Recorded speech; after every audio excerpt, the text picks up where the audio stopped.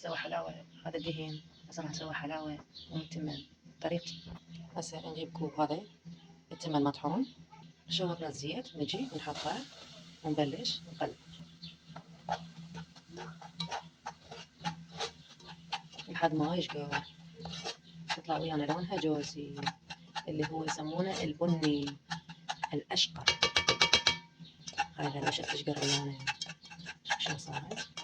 نحضر مي حار، كوب من التمن اللي هو مطحون صاير طحين، شوية زيت، ونظل نقلب بيه لحد ما تشقر تصير لونها اللون اللي تحبونه انتو. اكو تحبونه ابيض، الحلاوة لونها ابيض، اكو لا انا احب هيك تصير ابيض. بس انا نجي شي نحط مي، بس مي شنو مي حار عمو شنو ما تخلص هيك تصير مثل.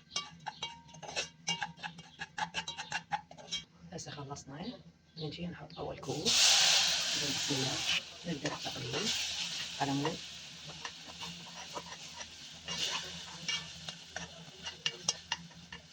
نبدا نحط لنا مي، هذا القلاص الثاني نبلش نقلب هيك شي ما عليه شوي شوي، ونرد النار ونحط تقريبا 4 قلاصات، وإذا تريدوها خفيفة خلوها 5 قلاصات أو 5 ونص هيك على كل قلاص يعني مال تمن مال حلاوة.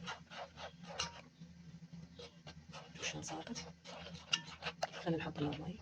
القلاص الثالث نبلش نفس الطريقة هيك للمبتدئات، شغلتها سهلة.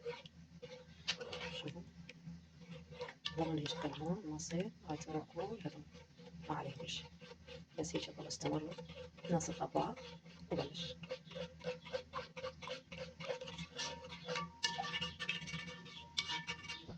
هذا الكوب الرابع نبدأ نخلط من جديد. هسه عندنا نص الطباخ بعد على ما يذوب بلش علينا يدخل وياه شوي شوي.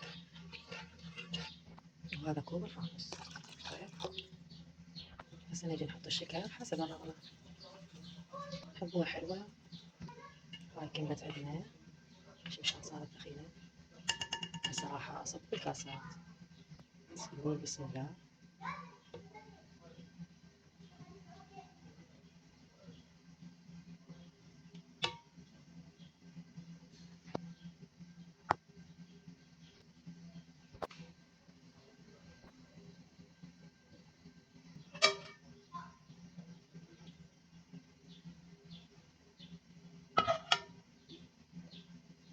هاي خلصنا.